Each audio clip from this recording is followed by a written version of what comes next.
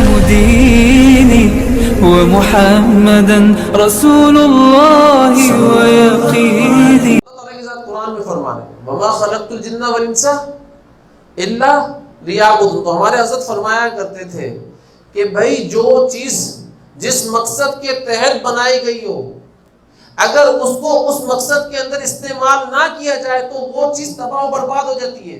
جیسے آپ کوئی گاڑی بناتے ہو اور آپ اس کو ہر جوتنے کے اندر لگا دو اس گاڑی کو، لیکن وہ ہر جوتنے کے لیے تو نہیں بنی نا، تو وہ گاڑی ایک دن تباہ و برباد ہو جائے گی. ایسے ہی جو انسان اللہ تعالیٰ کے ذات نے اپنی معرفت کے لیے اپنی عبادت کے لیے پیدا کیا اگر اس چیز کے اندر نہیں لگائی تو یہ ایک دن تباہ و برباد ہو کر رہ جائے گا. یہ ہو کر رہے گا. اس کی تباہی اور بربادی کوئی نہیں ہو سکتا. اس لیے یہ جو دنیا ہے نا، حضور اکرم صلی اللہ علیہ وسلم نے فرمایا الدنیا حلوۃ خضرا. یہ دنیا سرسبز سے اور میٹھی چیز ہے، بڑی میٹھی ہے. جو بھی اس دنیا کے اندر لگتا ہے نا، ضرورت کے تحت لگتا تو ٹھیک ہے، ضرورت سے آگے بڑھتا ہے تو کسی نہ کسی درجے میں حرام کا ارتکاب کرنا ہوتا ہے.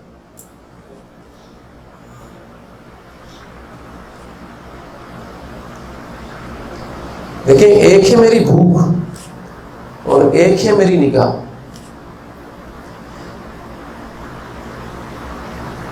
میں جب کھانا کھاتا ہوں تو جتنی میری نیڈ ہوگی نا، ضرورت ہوگی، اتنا ہی کھانا کھاتا ہوں اور اس سے زیادہ نہیں کھا سکتا، بھر جاتا ہے پیٹ. لیکن میری نگاہ جب میں اٹھاتا تو آسمان تک بھی چلی جاتی ہے. چلی جاتی نہیں چلی جاتی؟ تو اللہ تعالیٰ کی ذات نے یہی فرمایا ہے کہ بھائی تیری نگاہ کی تو کوئی حد نہیں ہے، لیکن تیری ضرورت کی حد رکھی ہے میں نے. اس لیے اگر تو نے اپنی خواہشات کو اپنی ضرورت کے مطابق یوز کیا، استعمال کیا، تب تک تو ٹھیک ہے، تو میری حدود کو قائم رکھے گا، باقی رکھے گا. لیکن اگر اپنی خواہشات کو حدود سے تجاوز کر دیا، حدوں سے باہر نکال دیا، تو یہ یاد رکھیو کہ تو حرام کا مرتکب ہوگا اور حرام کرے گا.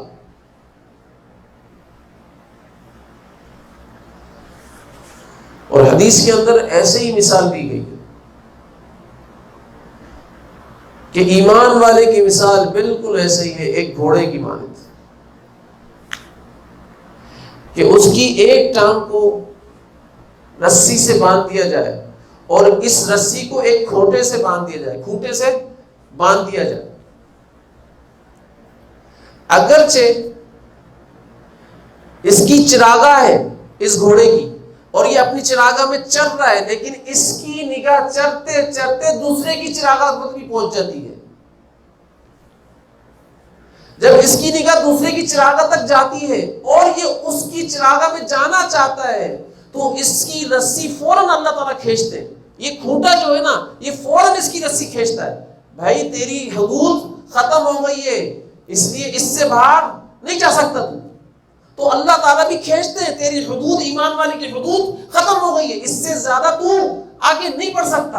آگے جائے گا تو حدودوں کو توڑے گا. اور گھوڑے کی فطرت کیا ہے؟ جب اس کی رسی کھینچتی ہے نا تو واپس اس کی فطرت ہے، واپس وہ اپنے کھوٹے کی طرف آ جاتا ہے واپس. تو ایمان والے کی بھی فطرت ایسی اللہ تعالیٰ کی ذات نے بتائی ہے.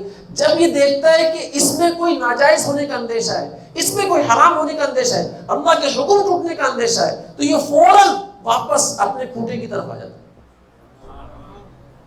یہ حدود کو نہیں توڑنا،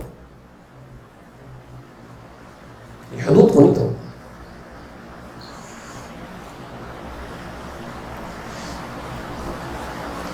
یہ ایمان والے کی کوالٹی بتائی جا رہی ہے.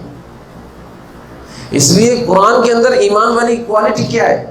فَاعْتَبِرُوا يَا أُولِي الْأَبْصَارِ، کہ یہ حالات سے عبرت پکڑتا ہے. عبرت، اور جو حالت سے عبرت پکڑ رہے ہیں اللہ تعالیٰ ایمان والے کو کیا رہے ہیں کہ یہ بصیرت کی آنکھ سے دیکھنے والا ایمان والا، اس کی بصیرت کی آنکھیں کھلی ہوئی ہیں، یہ بینا ہے.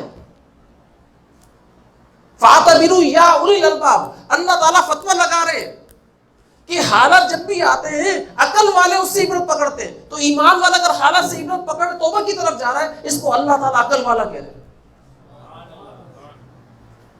اس کو اللہ تعالیٰ فتویٰ لگا رہے ہیں عقل کا، کوئی اور نہیں لگا رہا.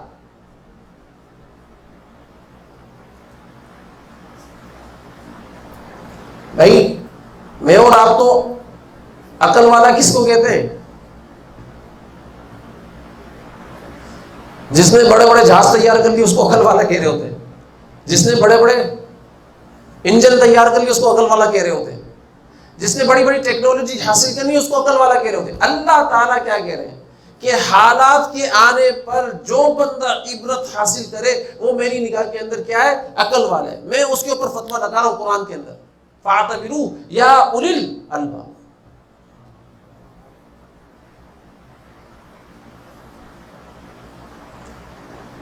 تو لہذا عقل والا کون ہوا؟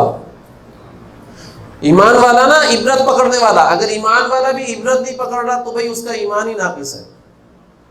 حالات سے میں آپ کو حقیقت کیا، حدیث کے اندر آتا ہے ایک شخص،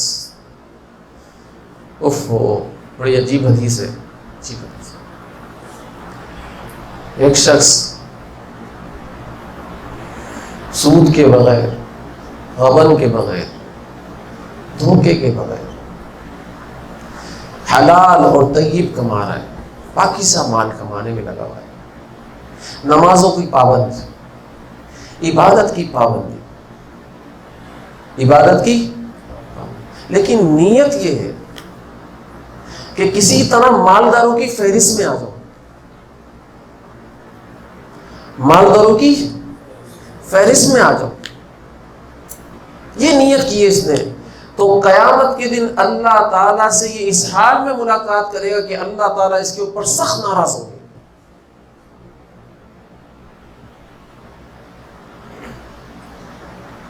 یہ حضور صلی اللہ علیہ وسلم نے فرمایا.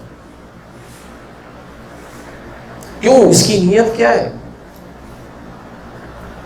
مالداروں کی فہرست میں آنے کی.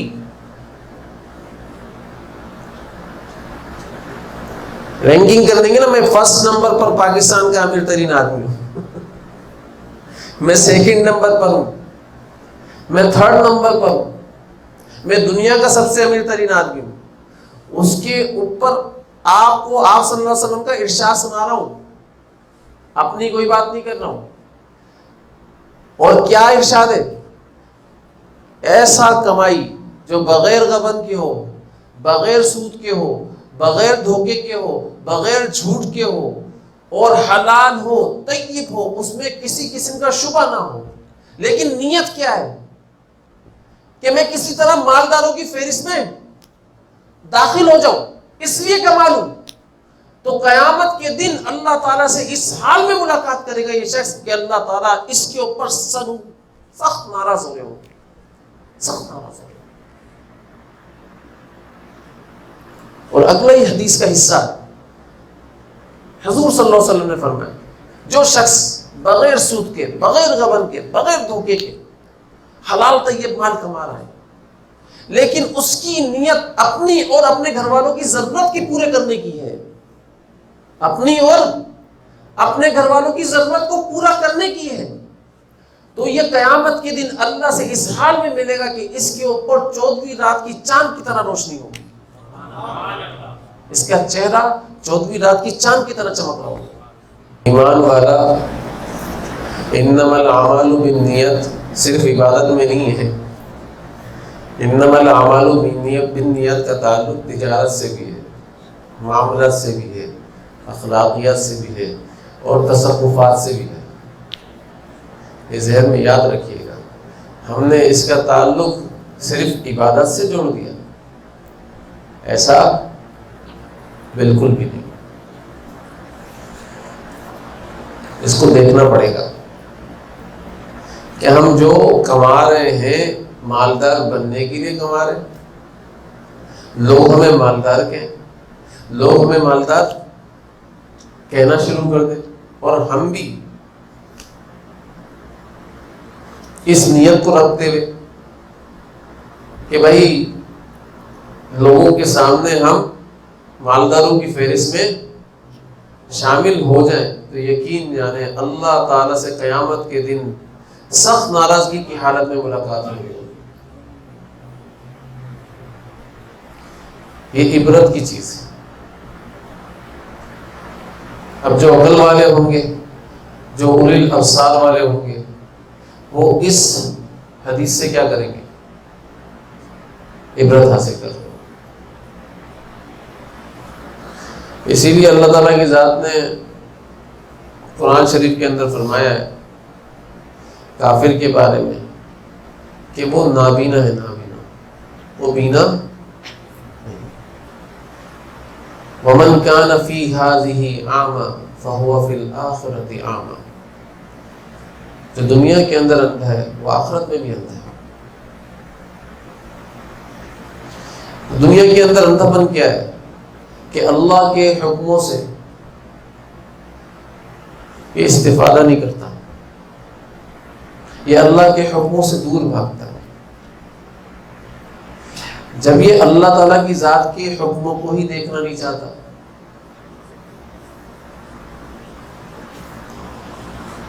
تو یہ قیامت والے دن بھی اندھا ہی اٹھایا جائے گا. یہ قیامت والے دن بھی اندھا ہی ہوگا. اور حضرت فرمایا کرتے تھے کہ ایک اندھا کسی اندھے کو بولے بھائی مجھے سڑک پار کروا دو، تو وہ کیا بولے گا؟ ارے بھائی میں خود اندھا ہوں، میں تیرے کو سڑک پار کیسے کروا سکتا ہوں؟ لہذا ہمارے کو تو بینا شخص کی ضرورت پڑے گی نا سڑک پار کروانے کے اندر. اور حضرت فرمایا کرتے تھے بینا شخص کون ہے؟ اس کائنات کا بینا شخص اللہ تعالیٰ کی ذات نے ایمان والے کو بنایا ہے. وہی راستہ دکھا سکتا ہے، وہی منزل مقصود پر پہنچا سکتا ہے، اور کوئی راستہ دکھانے والا ہے نہیں، اور کوئی دوسرا راستہ ہے بھی نہیں، اور منزل مقصود پر پہنچائے گا بھی.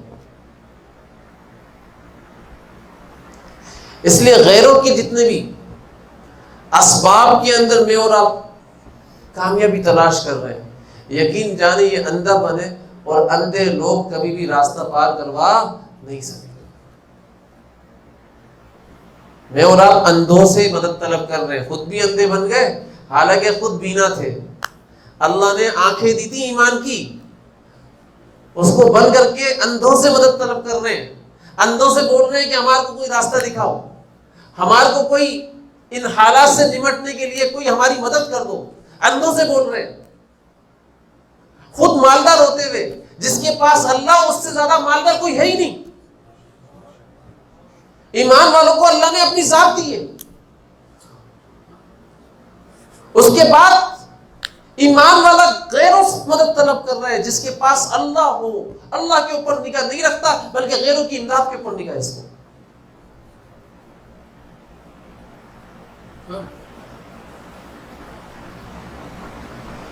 اپنے دلوں کو ہم نے ناپاک کیا ہوا ہے. ذہن میں رکھیے گا. تو اپنے اندر اللہ کی وحدانیت پیدا کر. یہ جو حضرت عمر بن خطاب رضی اللہ تعالیٰ عنہ، سمجھیے گا بات، 2 مہینے تک بیت المقدس فتح نہیں ہو رہا تھا. 2 مہینے تک محاصرہ کیا ہے، 2 مہینے تک. صفحہ سالار نے پھر خط لکھا ہے حضرت عمر بن خطاب رضی اللہ تعالیٰ عنہ، بھائی ہم سے تو بیت المقدس فتح نہیں ہو، آپ بھی آ جائیں. اب خود حضرت عمر بن خطاب رضی اللہ تعالیٰ عنہ اور ایک غلام یہ چلے بیت المقدس کی طرف. دماغ سے طے کر لیا ہے کہ ایک منزل پر تو جائے گا اونٹ پر سوار ہو کر، ایک منزل تک میں جاؤں گا اونٹ پر سوار ہو کر، باری طے کر لیتے ہیں، باری طے کر لیتے ہیں. بولا ٹھیک ہے. اور جس وقت بیت المقدس قریب آ رہا ہے اس وقت غلام کی باری آ گئی. غلام کہہ رہا ہے امیر المومنین اونٹ پر آپ سوار ہو جائیں، وہاں پر جب ہم جا رہے ہیں تو لوگ کیا کہیں گے، لوگ کیا کہیں گے کہ امیر المومنین اونٹ کی رسی پکڑ کر آ رہا ہے اور غلام اوپر اونٹ پر بیٹھا ہوا ہے. کم از کم پوچھنے والے تھا اب تو آپ بیٹھ جائیں، میں آپ کی باری آپ کو دیتا ہوں. نہیں، یہ تو انصاف کے خلاف بات کر رہے تھے،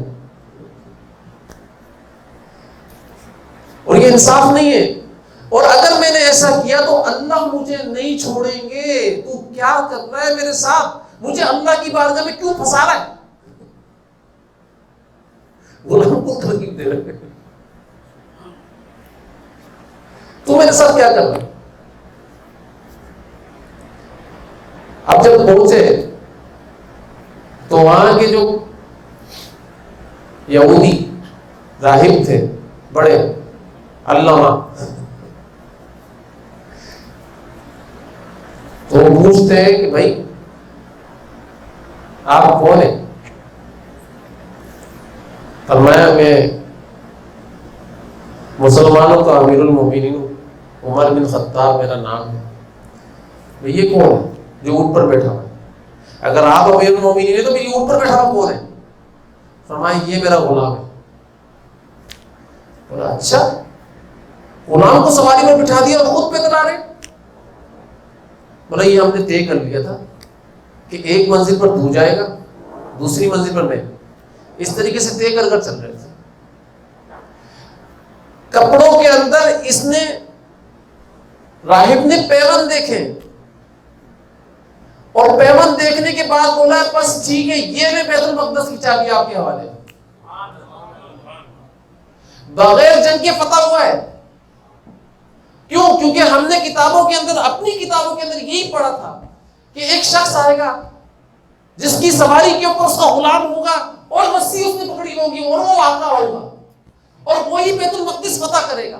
لہٰذا آپ ہی وہ شخصیت ہیں، اس لیے ہم بیت المقدس کی چابی آپ کے حوالے کرتے ہیں.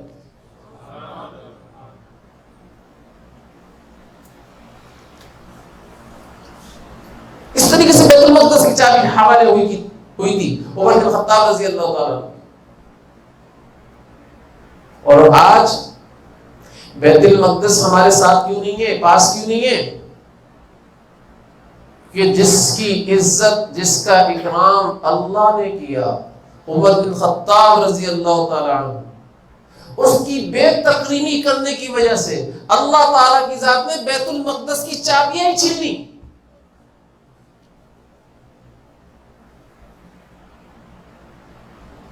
آج امت عمر بن خطاب رضی اللہ تعالیٰ عنہ کی اکرام کرنا شروع کرتے، ان سے محبت کرنا شروع کرتے. یقین جانے اللہ تعالیٰ اس کی برکت سے ہی بیت المقدس واپس کر.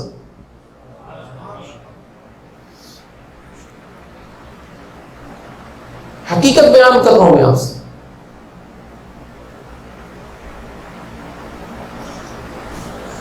اور کیا تجلیاں چل رہی ہوں گی قلب کے اندر عمر بن خطاب رضی اللہ تعالیٰ عنہ کے، جو بغیر جنگ کے بیت المقدس فتح ہو رہا ہے. آپ سوچو تو صحیح. اور جب تک سارے قلوب کے اندر عمر بن خطاب رضی اللہ تعالیٰ عنہ کی قلب کے اندر جو تجلی چلتی ہے وہ نہیں چلیں گی، بیت المقدس یہ حاصل کر نہیں سکتے. یہ روحانی بات بتا رہا ہوں میں. ہم سارے ایمان والے حاصل نہیں کر سکتے. اس لیے عمر بن خطاب رضی اللہ تعالیٰ عنہ کی محبت میں سب ایمان والوں کو جمع ہونا پڑے گا. کیونکہ عمر بن خطاب رضی اللہ تعالیٰ عنہ کی محبت نہیں ہے، وہ اس کی جڑ کہاں تک جاری ہے، آپ اس جڑ تک پہنچو. اس کی جڑ حضور صلی اللہ علیہ وسلم کی ذات تک جاری ہے، اور حضور صلی اللہ علیہ وسلم کی جڑ اللہ تعالیٰ کی ذات تک جاری ہے.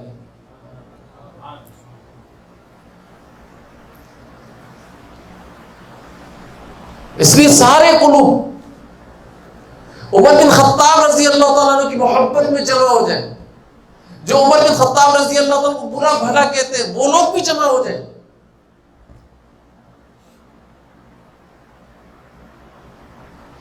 تو بیت المقدس یقین جانے، اللہ کی قسم کھا رہا ہوں، یقین جانے کہ بیت المقدس اگر 2 گھنٹے کے لیے ہم تھوڑا طے کر لیتے، 2 گھنٹوں کے لیے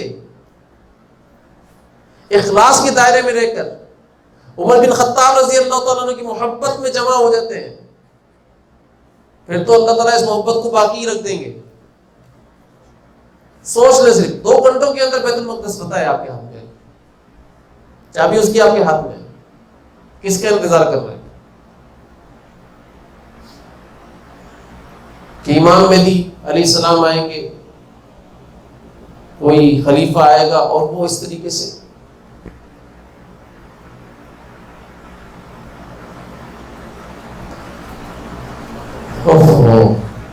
تو خلیفہ بھی وہی ہوگا نا جو جس کے اوپر اجتماعیت سارے صحابہ کرام کو لے کر اور خصوصی طور پر عمر بن خطاب کو لے کر ہوگی، ان کی محبت میں جمع ہوگا، کر رہا ہوگا۔ اگر ان کی محبت سے الگ ہٹ کر کوئی شخص آئے گا وہ بیعت ہو سکے گا ان سے؟ کبھی بھی نہیں ہو سکتا۔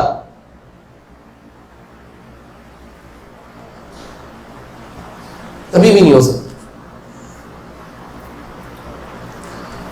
تو ہم صرف اوپری بات دیکھ رہے ہیں کہ بیت المقدس ہمارا ہے، ہم فتح کر لیں، کیسے کریں گے بھائی، کیسے کریں گے؟ اوپری بات مت دیکھو نا، ان حالات کے اوپر اللہ تعالیٰ کی ذات کی مدد میرے اور آپ کے ساتھ کیوں نہیں آ رہی ہے؟ کیونکہ جس کا اکرام اللہ کی ذات نے کیا تھا، جس کا اکرام حضور صلی اللہ علیہ وسلم کی ذات نے کیا تھا، اس کی بے اکرامی ہم لوگ کر رہے ہیں۔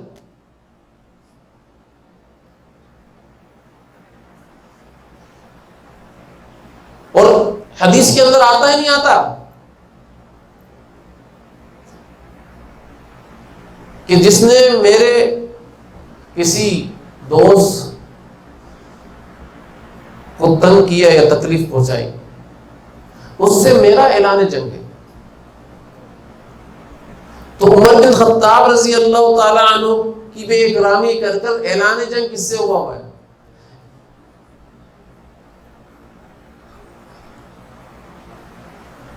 پتہ تو چلے۔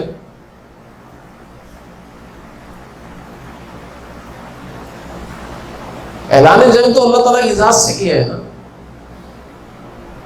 بھائی۔ میں یہ نہیں کہہ رہا ہوں کہ ہم لوگوں بہت سارے لوگ ایسے ہیں جو لڑ تو رہے ساتھ مل کر،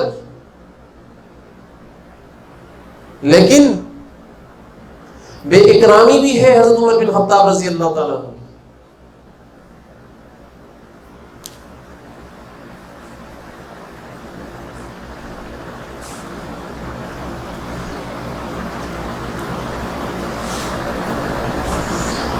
اس لیے اکرام کرنا پڑے گا، محبت کرنا پڑے گی۔ عمر بن خطاب رضی اللہ تعالیٰ عنہ سے تو جو تجلی اللہ تعالیٰ کی ذات نے ان کے قلب کے اندر رکھی بیت المقدس کی فتح کی صورت میں ہے، اس کا دروازہ اللہ تعالیٰ کھول دے اور بیت المقدس فتح ہو۔ ربي يا من هو مرشدي، أيقنت أن إليك مرادي وموعدي، فعشقت كل حروف كتابك مهتدي،